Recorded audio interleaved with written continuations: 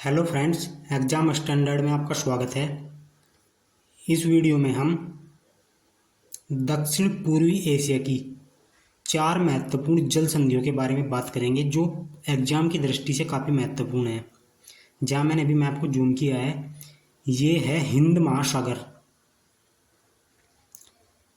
हिंद महासागर किस जल संधि के द्वारा प्रशांत महासागर से जुड़ता है उसके बारे में बात करेंगे। अभी जहाँ पर मैंने मैप जूम किया है,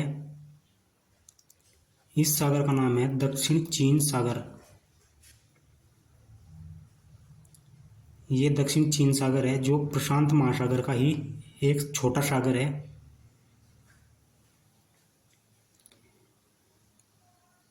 फिर अभी जहाँ मैंने ये मैप जूम किया है, ये इधर अंडमान निकोबार द्वीप समूह है और ये अंडमान सागर है। ये हिंद महासागर का हिस्सा है।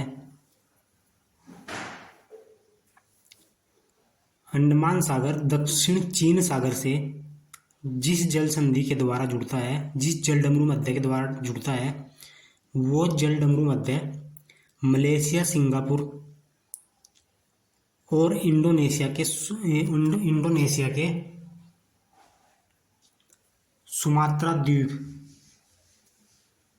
वो जल संधि इन दोनों को अलग करती है। उस जल संधि का नाम है मलक्का स्ट्रेट, मलक्का जल डमरू मध्य। जहाँ भी मैप है यही है मलक्का जल डमरू मध्य। इससे मलेशिया, सिंगापुर और इंडोनेशिया का सुमात्रा द्वीप अलग होते हैं, जबकि दक्षिण चीन सागर और अंडमान सागर जो हिंद महासागर का हिस्सा है, वे सागर जुड़ते हैं। यहाँ से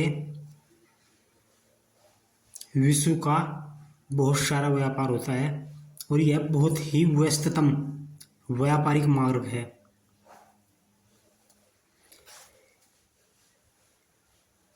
अब जो हम नेक्स्ट जल संधि की बात करेंगे, जल डमरू मध्य की बात करेंगे, जहाँ पर अभी मैप है,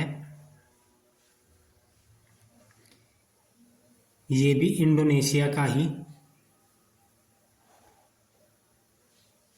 एक जल डमरू मध्य है। जो सुमात्रा द्वीप, ये इधर वाला सुमात्रा द्वीप है और ये जावा द्वीप है। जावा और सुमात्रा द्वीप को जो जल डमरू मध्य अलग करता है उसको सुंडा जल डमरू मध्य बोलते हैं। सुंडा जल डमरू मध्य जब इस्तेमाल में आता है, जब मलक्का जल डमरू मध्य काफ़ी व्यस्त होता है, उसमें आवाजाही बहुत ज़्यादा होती है, तो फिर इसका इस्तेमाल किया जाता है। और सुंडा जल डमरू मध्य बहुत ही गहरा जल डमरू मध्य है, क्योंकि यहाँ पर सुंडा ट्रेंच भी स्थित है। और इसी सुंडा जल डमरू मध्य के बीच रास्ते में एक द्वीप पड़ता है, क्राकाताऊ द्वीप। जहाँ भी मैं मैप को जूम करूँगा, यही है क्राकाताऊ द्वीप। ये इंडोनेशिया का एक ज्वालामुखी द्वीप है, क्राकाताऊ ज्वालामुखी। ये काफ़ी चर्चाओं में बना रहता है।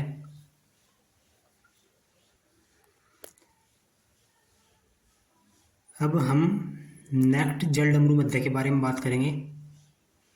ये भी इंडोनेशिया का ही है।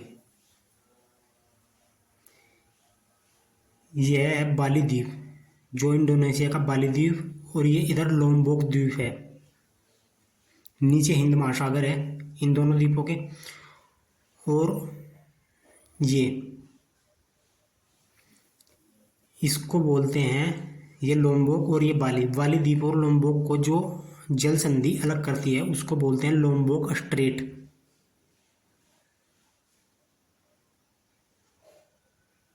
फिर नेक्स्ट जो जल संधि है उसके बारे में बात करेंगे। जहाँ पर मैंने अभी मैप जूम किया है, ये इधर जो बड़ा ये द्वीप दिख रहा है, इस पर 3 देश हैं, इंडोनेशिया, मलेशिया, ब्रुनेई। ये बोर्नियो द्वीप है और इधर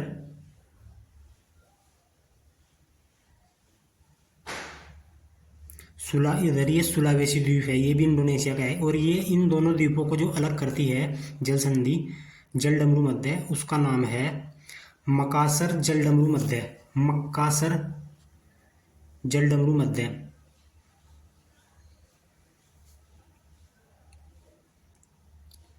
ये नीचे जो जावा सागर को,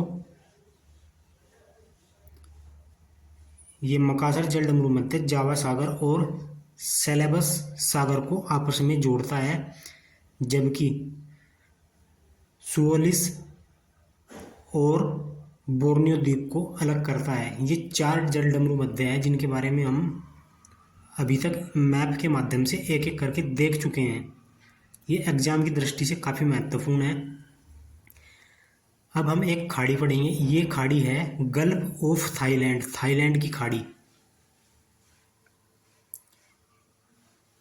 ये थाईलैंड की खाड़ी भी दक्षिण पूर्वी एशिया में पड़ती है, जहाँ वियतनाम, कंबोडिया, थाईलैंड और मलेशिया ये देश पड़ते हैं। इन देशों का तटीय क्षेत्र गल्फ ऑफ थाईलैंड को स्पर्श करता है।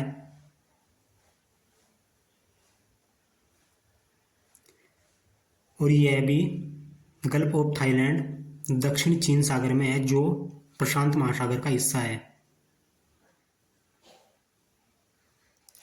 तो ये हमने एक एक करके 4 जल संधियाँ, 4 जलडमरू मध्य पड़े, जिनमें इंडोनेशिया, मलेशिया, सिंगापुर, इन देशों के